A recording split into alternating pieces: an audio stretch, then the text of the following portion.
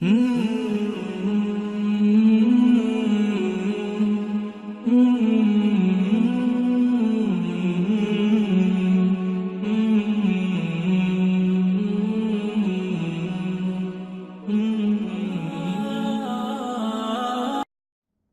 alaikum. What's going on, guys? I hope you're all doing well. As you can see by the title of this video, this is going to be the story of how I came to Islam, or my journey to Islam. I'm going to call it part one because converting to Islam, it's a lifestyle change. So there's lots of different aspects to it. I don't want this video to be too long, so I'll just talk about how I came to learn about Islam and how I came about converting. So basically, I'll tell you a bit about my history. So I was born into a Christian family, and I went to a Christian school all the way from junior kindergarten all the way until grade 12. And you know, we were pretty devout Christians. We went to church every Sunday. We went to church for any sort of like milestones, like weddings, or holidays like Christmas and Easter and whatnot. So I know a lot about Christianity, and everyone I know growing up was Christian, or even now still is Christian. When I was about 15, 16 years old, I started to question Christianity, mainly because I was a little bit creeped out by the statues in the, so I don't know if you've ever been into a church, but if you have, you'll realize there's statues, there's like, that are all over the church, like the Jesus on the crucifix and whatnot. So it's a little graphic, and I don't know, it made me very uncomfortable, but you know, Christians believe that Jesus is God, so obviously they're going to have stuff like that inside of their place of worship. So that was, you know, I had questions about that, and I liked a lot of things about Christianity. I liked the Ten Commandments, and you know, how you're supposed to be a good person and whatnot. Like all that stuff was good, but it didn't feel complete to me. Something was missing, and I just started to not care too much about religion in general when I was a teen. Mainly because lots of things happened in my life where I started to question God's existence, or not God's existence, but like why certain things happen, and I didn't really see why, you know, why people get cancer, or why people die very young and whatnot, why there are bad people on earth and whatnot. Like, if there's a God, why wouldn't he just make everyone good, right? But we're all made with a free will, right? So some people are going to go by the devil, and some people are going to go by God, and we need to realize these things. So anyways, I thought I knew about those things, but then I decided I didn't want to go to church anymore. And so I stopped going to church and got into lots of different fights with my parents because they, you know, it was an every week thing. Every Sunday we would go. And so I would, you know, be like, no, I have too much homework or whatnot. I would make excuses. And anytime I did go, it was only to make my parents happy, which in my opinion is probably, that's worse, right? You should go for God. You shouldn't go to make anyone happy. You should go for yourself, and you go for God. So anyways, when I was in post-secondary, I learned a little bit, like when I was in university, I learned a little bit about Islam because there were dawah groups at, or dawah clubs at my school. So they would be handing out little Qur'ans or little pamphlets. And so those groups would come and give dawah to people. And I learned a little bit about Islam at that point, but I don't think it was my time to come to Islam yet. I was just too consumed in that post-secondary life where you're partying, you know, you're spending late nights, like studying and whatnot, and you're just always busy because you're trying to do good in school, and maybe you're working or whatnot. So for me, that was the case. I was just always busy, and I didn't want to make time for it, and it wasn't like at the top of my list of things on my mind. I didn't care much for it, sadly. But yeah, I remember I would get asked a couple of questions from like my friends in general, we would just talk about, is there a God? Is there something up there that created all of this? What's the reason of life and whatnot? So I would have those type of deep conversations pretty often with some of my friends, and it would get me thinking about life and about like why we were created and what happens afterwards and whatnot. One thing I know for sure, even though I started to lose my faith in Christianity, one thing I knew for sure, and that was always ongoing my entire life, was that I knew that there was a God. I knew that there was something almighty, something really, really, like, we can't grasp. It's so amazing, and it created all of us, earth, animals, plants, everything, because everything is just is made perfectly and made like no human could ever create something like how God creates something. So I always knew that. I always knew that there was a God. I always believed that there was just one God. So I learned a little bit about Islam, a little bit more about Islam when I met my husband. So I met my husband about 5 years ago, and I converted about 2 years ago. So when we met, we worked together and we were friends, and he didn't talk about it a lot, but when he did mention it, I could tell that he was very passionate about it. I can tell that it was that when he would refer to the Quran or to Hadith, that what I was actually hearing when I would take in what he was saying, I was amazed. I was kind of like, wow, that's actually written in the Quran. Or when he would talk to me about how Christians believe that Jesus is God, but in the Quran it says that he's not, he's just a prophet. So I was like, okay, so you guys believe in Jesus too? And he's like, yeah. He's like, we have to believe in Jesus to be Muslim. And I'm like, oh, cool, okay. And so he told me about Noah and whatnot, and I'm like, okay, that's pretty cool. We have Noah too. And so I was kind of like, okay, this is pretty interesting. And so after a while, me and him got married. We had a child, and when I was pregnant, he told me,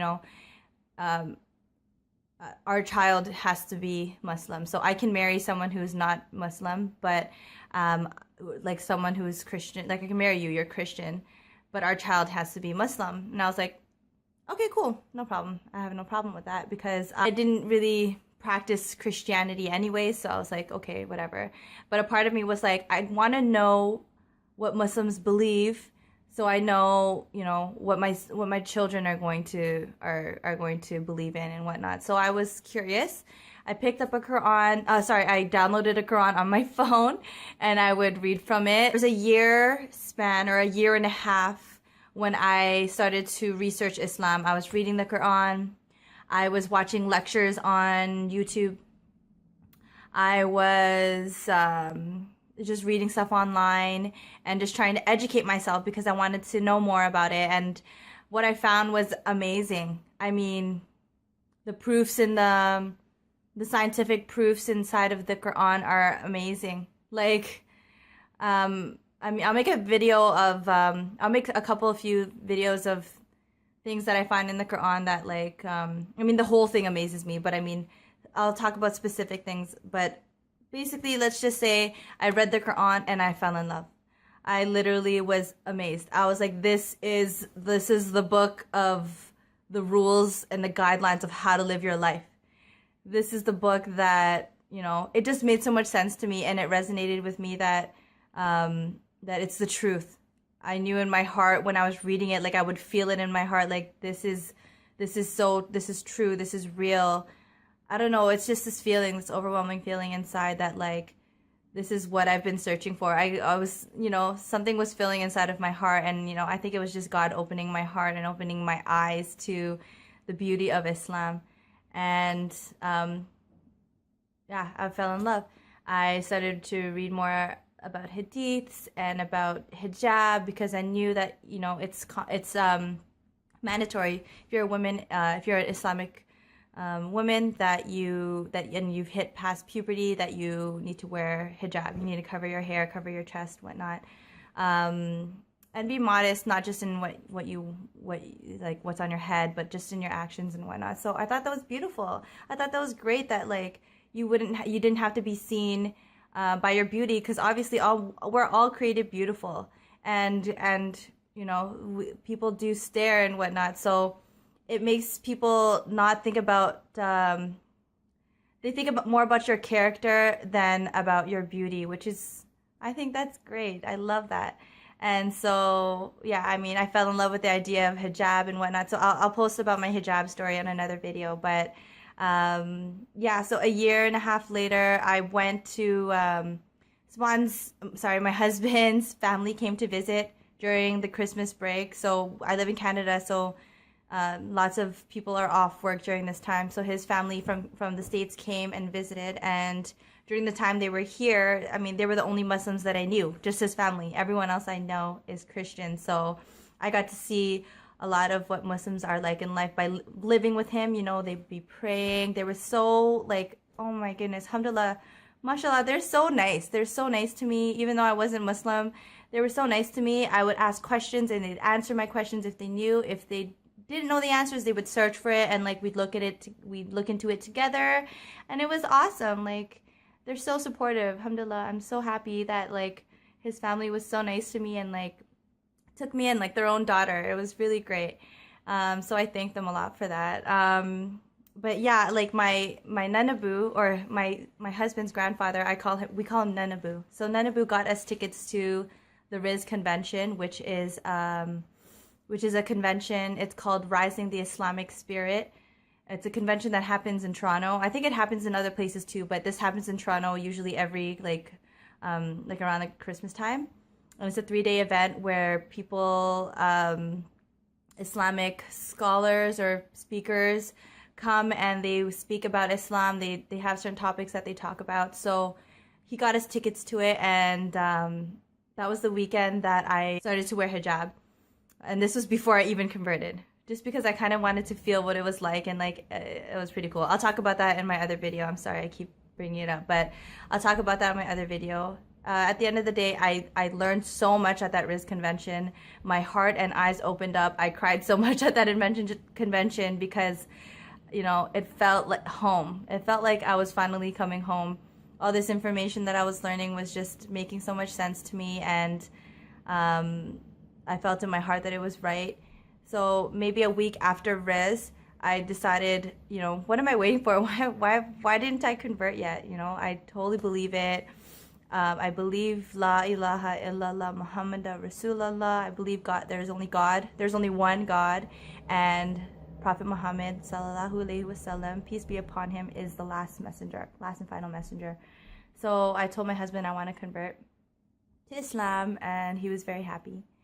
I don't know. I guess he maybe saw it coming because he knew I was looking into it, but he was happy that I actually wanted to go and take my Shahada and whatnot.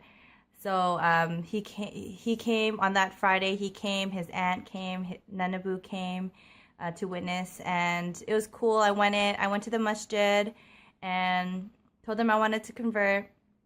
They asked me a couple of questions about Islam, which I didn't really expect, but they are asking me like, just do I know the 5 pillars of Islam, and asked me questions just to make sure I knew what I was getting myself into. I knew about Islam, and that it was something that I wanted to do. So I thought it was pretty cool. So they asked me questions and I answered them, and he said, okay, so you have to repeat after me. And then I said the Shahada in Arabic, and then I said it in English, and I felt like a new person. And he literally was like, so pretty much all your sins are forgiven. Anything that you've done in the past is forgiven, and you're kind of like a baby. You start a new slate, and I thought that was cool. I can start everything anew and whatnot. So it was exciting. They gave me a janmas, like a prayer mat. They gave me a Quran. So it was the first Quran that I had a paperback of, because I was reading, as I said, I was just reading from an app on my phone. So I never actually had a book, even though I lived with Muslims. I never, like, all the Qurans that they have are just all Arabic. There's nothing with English in it. So I was like, that's why I downloaded it. But that was the first Quran that I had that had the Arabic writing on one side, and then right beside it was the English transliteration, so I can kind of look at it.